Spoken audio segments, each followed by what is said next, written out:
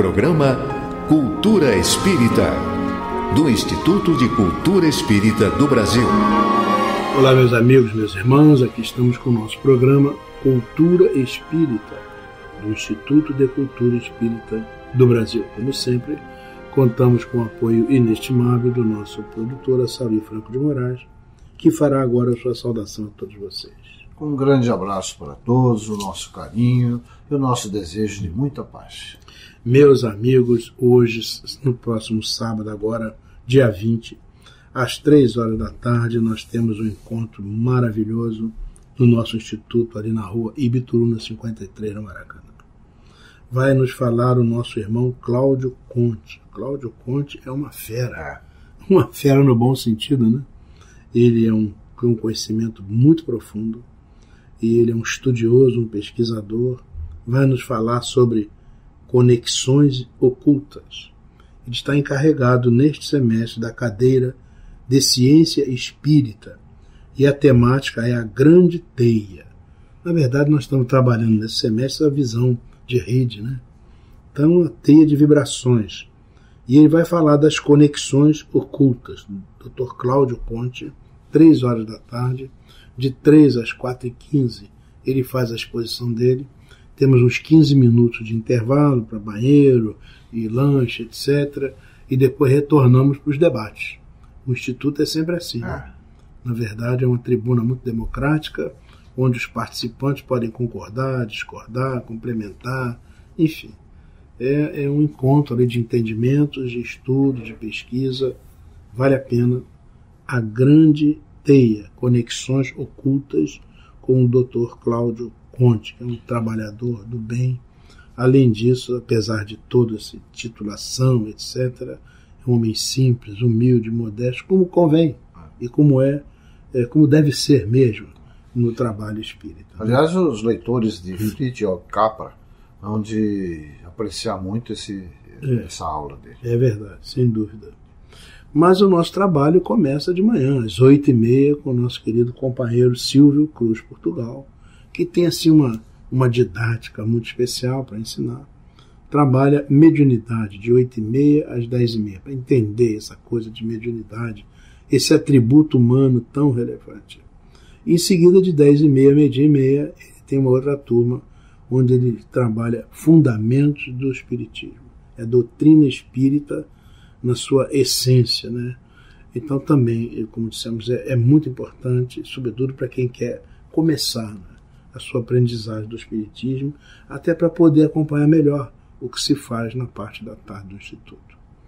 Também, no sábado, nós temos o nosso Esperanto, com o querido companheiro Altamiro Rocha. Ele trabalha com 2 turmas, Esperanto Básico 1 e 2. Começa às 10h30 até o meio-dia e depois de 1h30 até as 14h45. O Esperanto é essa língua neutra internacional que nós, o Espiritismo, valorizamos muito, e no Instituto Cultura Espírita nós consideramos que é imprescindível. Inclusive, a nossa revista Cultura Espírita, o artigo central, ele é traduzido sempre ao Esperanto, e é uma tradução primorosa que o nosso Saulo Vanderlei faz. E nós oferecemos com isso ao mundo, né? Porque o Esperanto ele é lido no mundo inteiro. Existem hoje mais de 3 milhões de pessoas que falam Esperanto, né? É uma das línguas hoje relevantes no mundo, né? E gradativamente ela vai ocupando a sua posição. É uma língua simples, uma língua fácil, você aprende rapidamente e, sobretudo, principalmente nos nossos arraiais espíritas, né? Não há nenhum interesse comercial, econômico nisso aí, é apenas para facilitar a relação humana, é apenas para que a obra da fraternidade se faça mais facilmente. Então lá está o nosso companheiro Altamiro Rocha, cumprindo esse ideal no Instituto de Cultura Espírita, né? Nesse terceiro sábado, nós vamos ter o nosso Dr. Jorge Andréa coordenando o trabalho com o Dr. José Henrique Rubim, Pensamento de Joana de Ângeles. Jorge André dispensa apresentação. É o nosso presidente de honra, né? Um homem com 90 e tantos anos de idade, lúcido, generoso, humilde. Todo sábado ele sai lá na sua residência. Está lá sentadinho, apresentando e tem sempre uma observação, mas com uma humildade, né, impressionante e ao mesmo tempo acessível. Aquele homem, ele é admirado no mundo inteiro. Eu viajei pelo mundo, viajei com o Dr. Jorge André há muitos anos atrás e vi a reverência com que ele é aceito. Estive com ele em vários países do mundo, realmente, e aquela humildade, aquela modéstia, como cabe ao verdadeiro espírita, né? O Dr. Jorge André coordena um trabalho sobre o pensamento de Joana de Ângeles, e neste terceiro sábado quem vai nos falar é o Dr. José Henrique Rubim, que é um terapeuta, né? Um trabalhador extraordinário, dedicado, né? Muito ligado à Associação Médica Espírita, né? Ele vem lá da terra dele, que é lá em Friburgo. Né? Ele trabalha muito nisso lá. Ele vem lá de Friburgo especialmente para dar esse suporte ao nosso instituto. Nós queremos expressar aqui nossa gratidão extrema e nossa profunda admiração pela qualidade do trabalho que ele apresenta, né? Dr. Rubim, José Henrique Rubim. Portanto, é imperdível. E quando termina, às 14h45, nós voltamos ao nosso Cláudio Conte para as conexões ocultas. Portanto, é um sábado muito especial, né? E, sobretudo, quando nós estamos agora, dia 20, né? Nós, no dia 18, completamos 156 anos do Livro dos Espíritos, que é o livro básico, né? Então, é uma festa para os espíritas, né? O nosso livro fundamental, e certamente isso vai ser fruto do nosso carinho e da nossa reverência. Neste sábado vamos estar todos juntos, se Deus quiser. Certamente. Vamos agora ao nosso breve intervalo e daqui a pouco retornamos, se Deus quiser. Instituto de Cultura Espírita do Brasil. Ofereço um livro de presente. Sugerimos a obra Minhas Memórias Alheias, do professor Celso Martins. Com bom humor e sabedoria, o autor comenta fatos do movimento espírita e revela detalhes dos principais divulgadores da doutrina de Kardec. Os pedidos podem ser feitos pelos telefones 021 2224 1060 ou 2224 0726. Os livros serão entregues pelos Correios ou podem também ser adquiridos na loja do ICEB.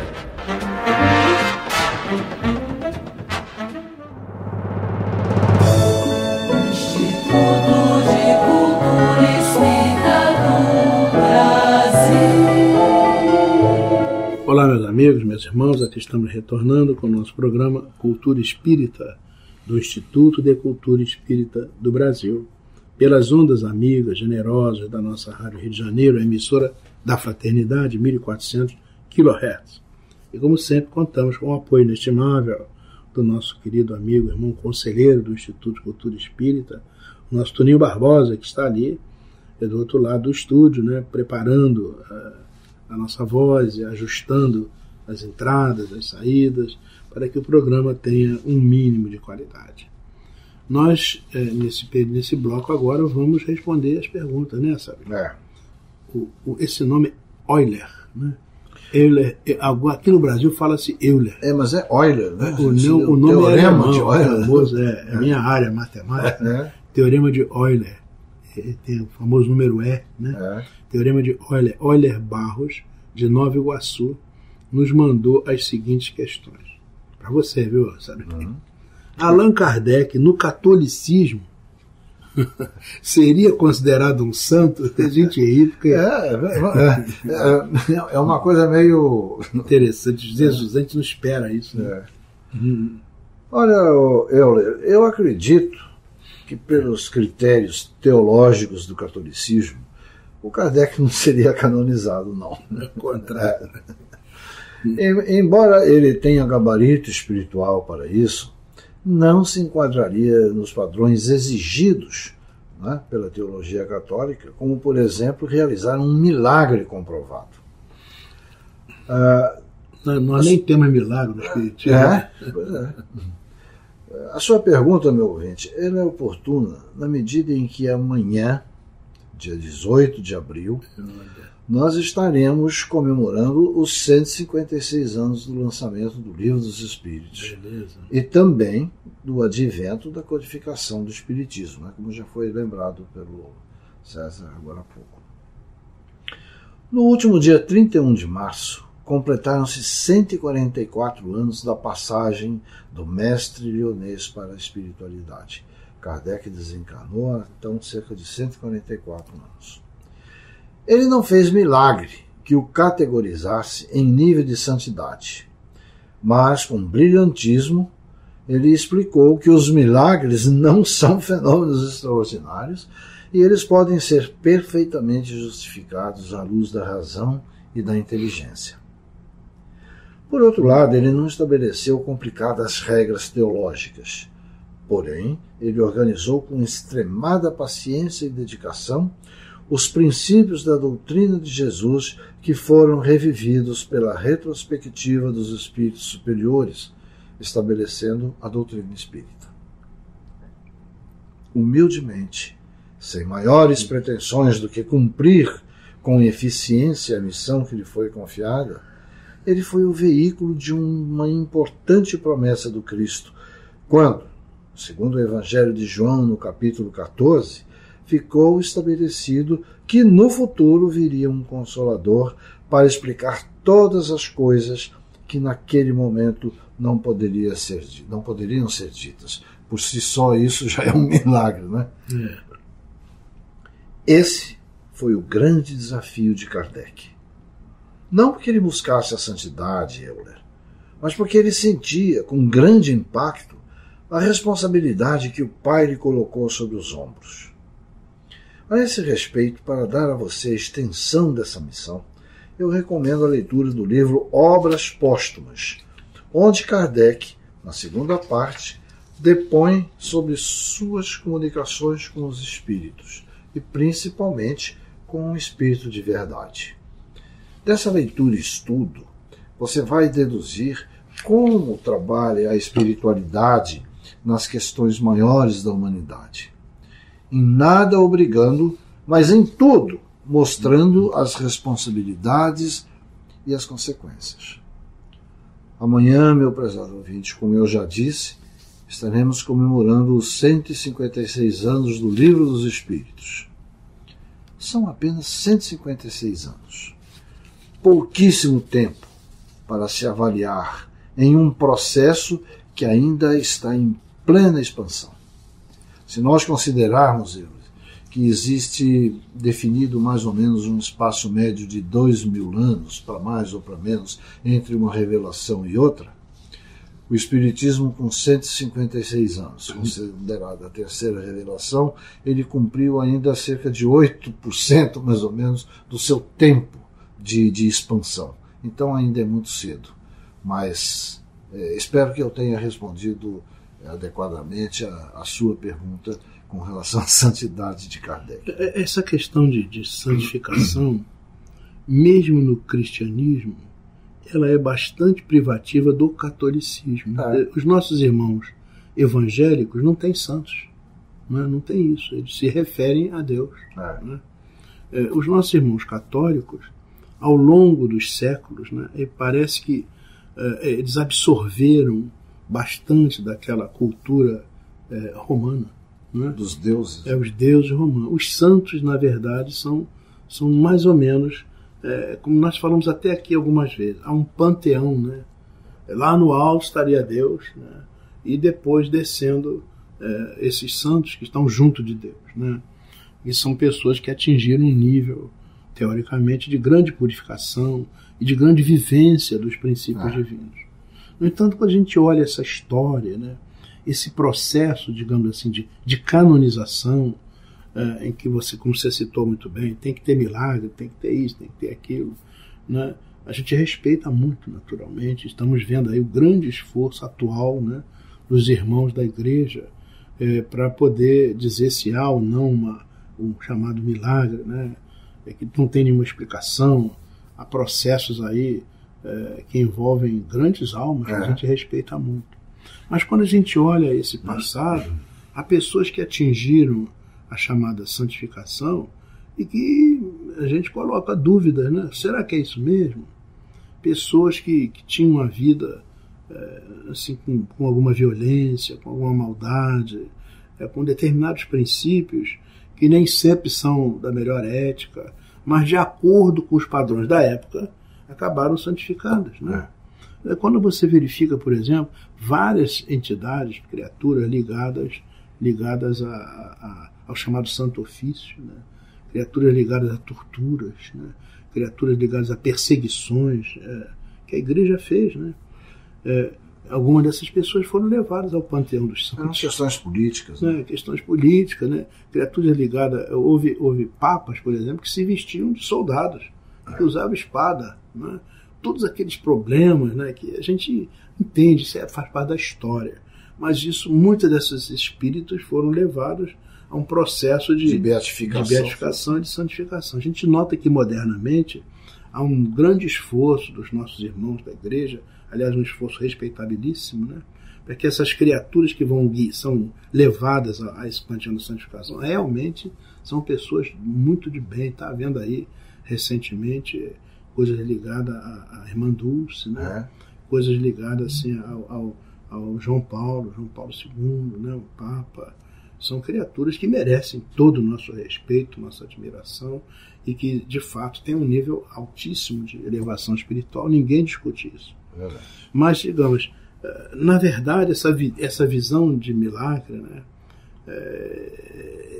tem muito a ver com a nossa incompreensão. Como nós falamos anteriormente, o Caramuru, o Anhanguera, aquelas coisas.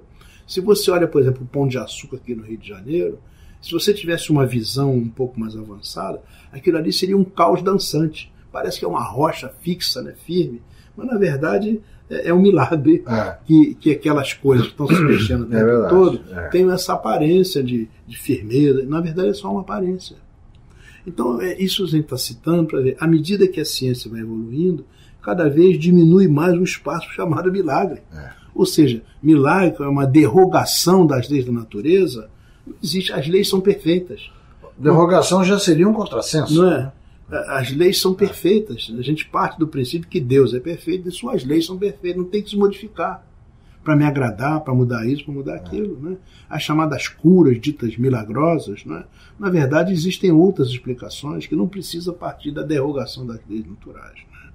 Enfim, esse é um capítulo muito importante, muito interessante, e, por certo, Allan Kardec jamais seria enquadrado, até porque questionou profundamente essa percepção dos nossos irmãos da igreja, essa questão da santificação. Mas o nosso Euler, né? Ele levanta outras questões, né, ligadas ainda a essa questão do milagre e da santificação. Vamos perguntar a você. O Dr. Bezerra de Menezes, por exemplo, é imputado a ele uma série de curas. Né? Há muitas curas ligadas ao Dr. Bezerra de Menezes. Modernamente está se falando que o Chico Xavier está fazendo algumas curas. Será que tem gente aí pensando em construir um panteão, entre aspas, né, de santos espíritas? Você acha isso? Olha, por definição, né, você acabou de dizer que Kardec, por exemplo, ele não combateu muitos desses desvios da igreja, essas questões de santificação, essas qualidades muitas vezes foram levados a essa categoria pessoas que por questões políticas, por necessidades sociais foram colocadas nessa posição, mas que não tinham questões até da época que a gente compreende, né? Tudo isso. Então eu diria a você que provavelmente é uma fantasia a questão de criação de um panteão espírita de grandes nomes, né?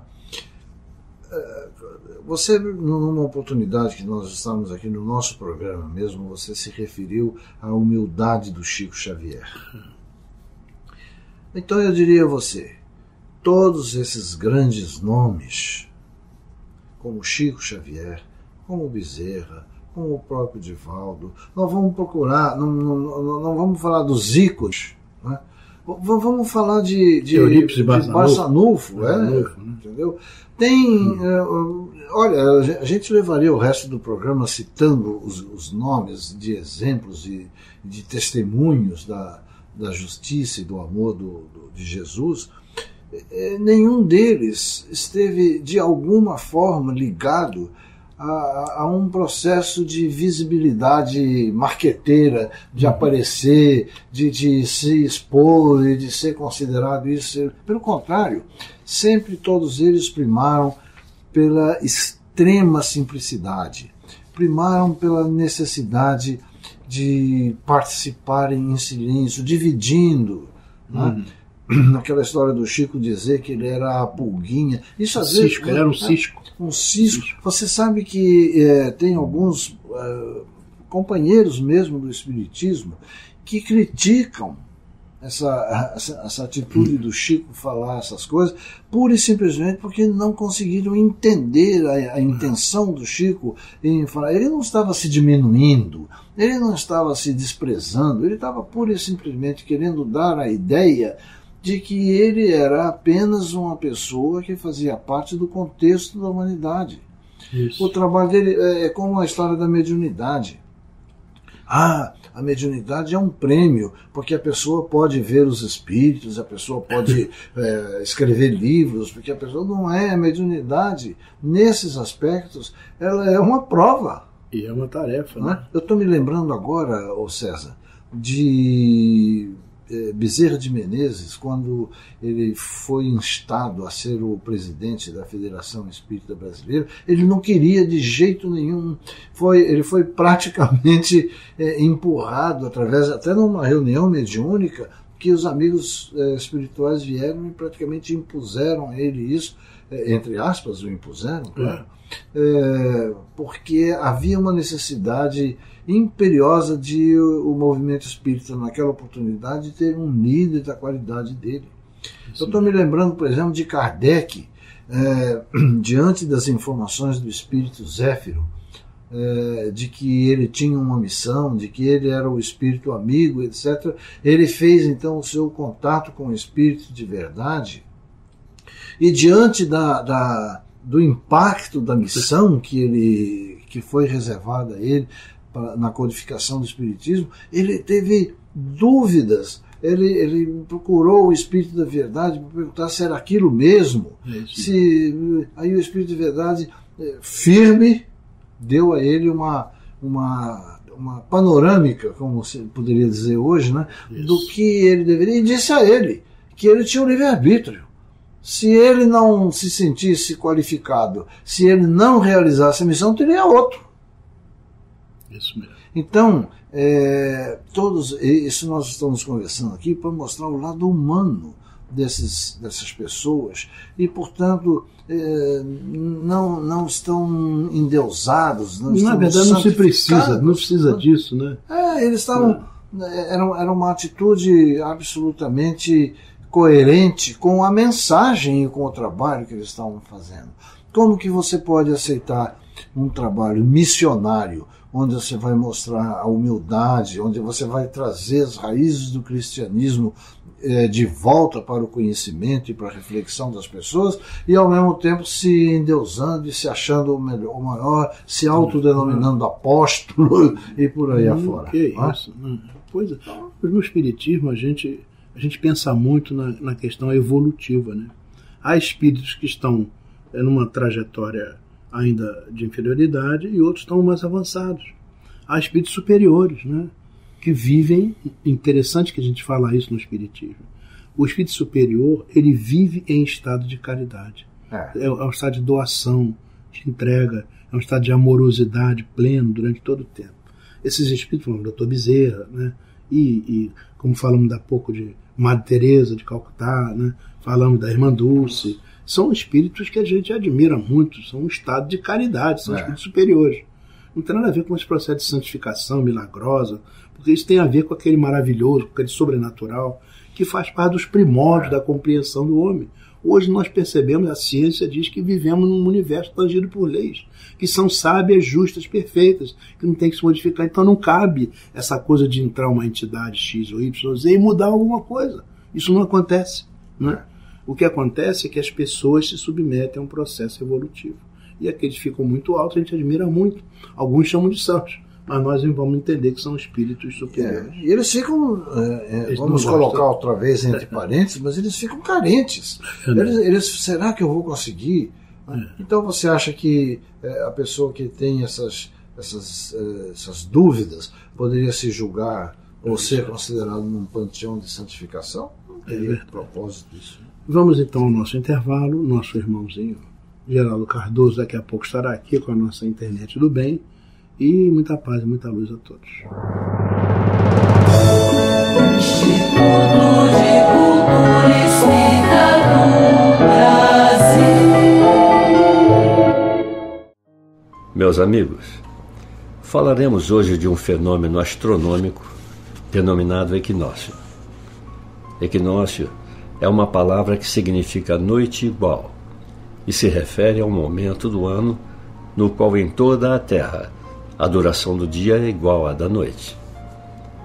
Astronomicamente, isto se dá quando a Terra atinge uma posição em sua órbita onde o Sol parece estar situado exatamente na interseção do círculo do equador celeste com o círculo da eclíptica. Eclíptica é o plano definido pela órbita que a Terra descreve ao redor do Sol. Ou seja, há 2 equinócios, um em março e outro em setembro. O equinócio de março assinala a entrada da primavera no hemisfério norte e do outono no hemisfério sul. O equinócio de setembro assinala a entrada da primavera no hemisfério sul e do outono no hemisfério norte. Ao medir a duração do dia, considera-se que o nascer do Sol, alvorada ou dilúculo, é o instante em que metade do círculo solar está acima do horizonte. O pôr do Sol, crepúsculo ou ocaso, é o instante em que o círculo solar encontra-se metade abaixo do horizonte.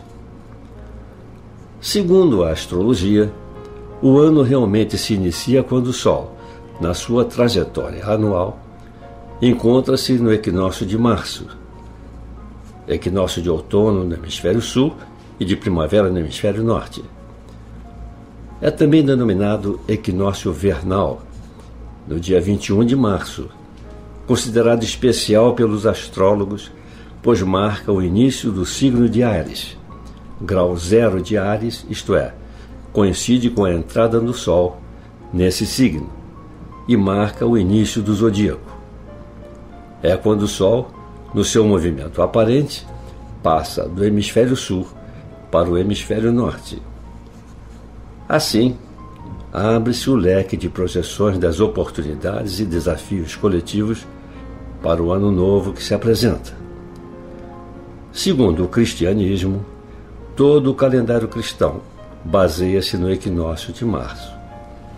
Vejamos como. A Páscoa ocorrerá no primeiro domingo de lua cheia após o equinócio, nunca devendo ser antes do dia 22 de março e nunca após o dia 25 de abril. Quarta-feira de cinzas será fixado 40 dias antes do domingo de Ramos. Domingo de Ramos, 7 dias antes da Páscoa. Sexta-feira da Paixão, 2 dias antes da Páscoa. E Corpus Christi, 60 dias após a Páscoa. São datas previstas no calendário que usamos. Este é o período de interiorização, de guardarmos silêncio para contemplar os sentimentos que abrigamos, o modo como nos conduzimos, bem como executar a depuração profunda do ser, na busca da singularidade, autenticidade e identidade pessoal. Devemos nos despojar de tudo o que não serve e que não corresponde ao momento atual. Descartar tudo o que não é usado. O equinócio de março, no hemisfério sul, inaugurando o outono, anuncia o tempo da colheita e a época das frutas, e também o tempo do amadurecimento, marcando um reinício após a maturação, um novo nascimento, a hora de colher e experimentar a novidade de uma nova fase, de um novo processo. Este é o momento favorável para um balanço profundo da vida, aprendendo com os erros, curando feridas, amadurecendo e evoluindo no conhecimento de si próprio. É um período que se ganha maturidade, conhecimento e consciência. O ano novo astral começou há poucos dias. Tome cuidado apenas com a arrogância, o orgulho e a soberba que podem acometer os mais fracos.